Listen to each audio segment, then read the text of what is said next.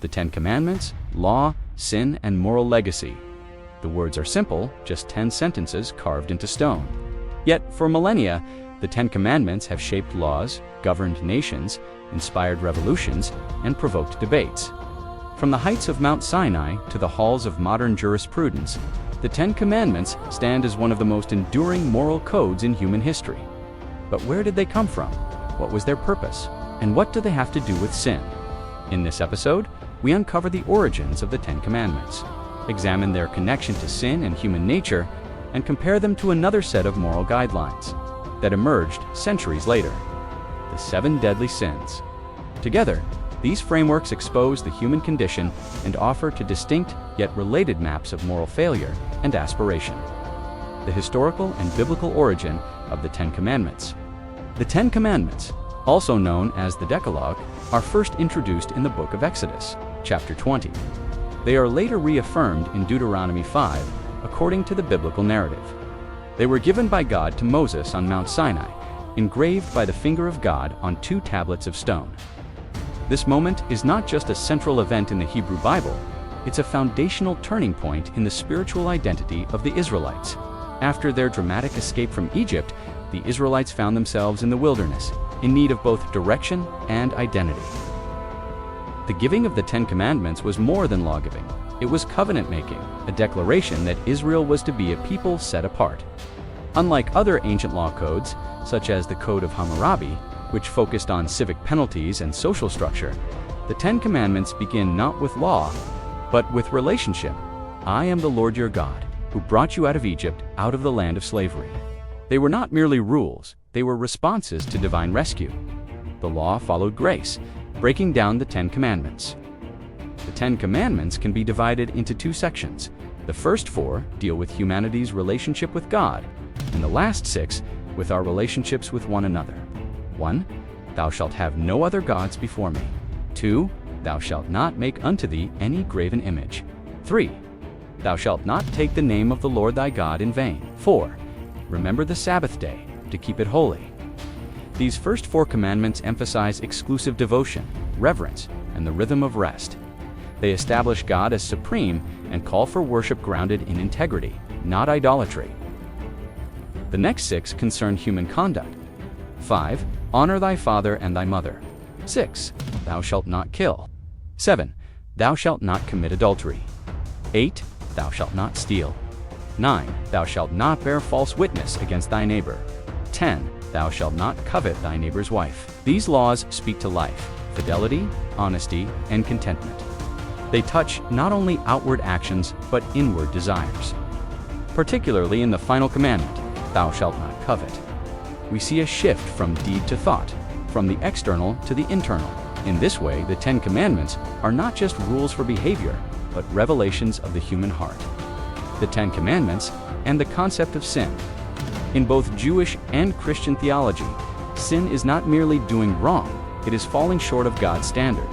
The Ten Commandments define that standard. Sin, as described in the Bible, is both a condition and an action. It is rebellion and brokenness, misalignment from the Creator's intent. The commandments reveal not only what righteousness looks like, but how far humanity has strayed from it.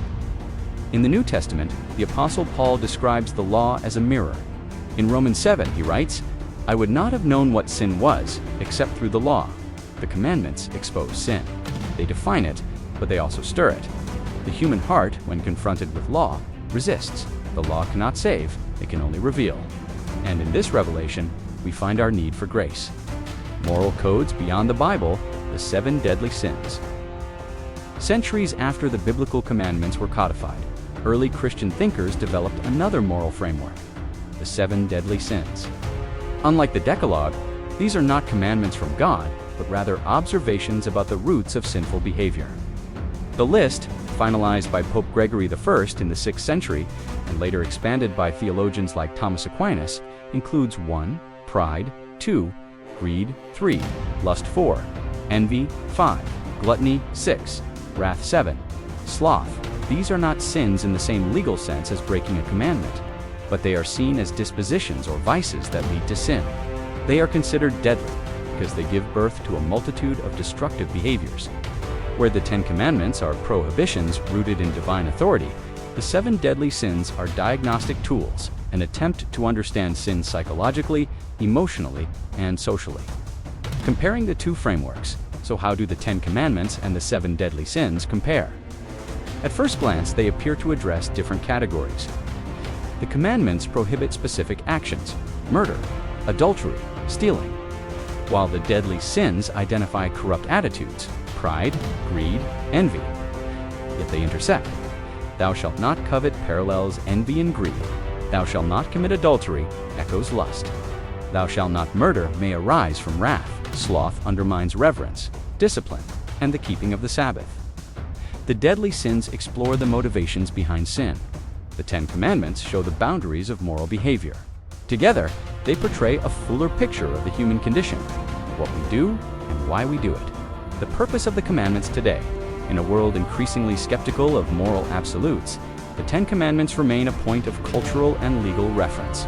Courts and schools once displayed them. Debates over their public presence persist.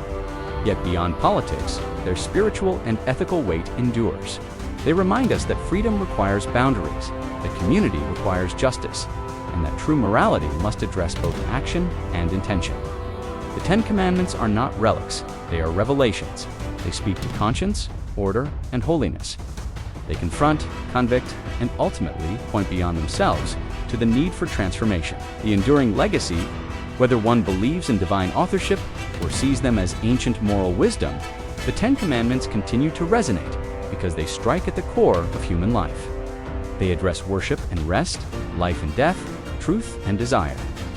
And when placed alongside the seven deadly sins, they offer not competing codes, but complementary insights.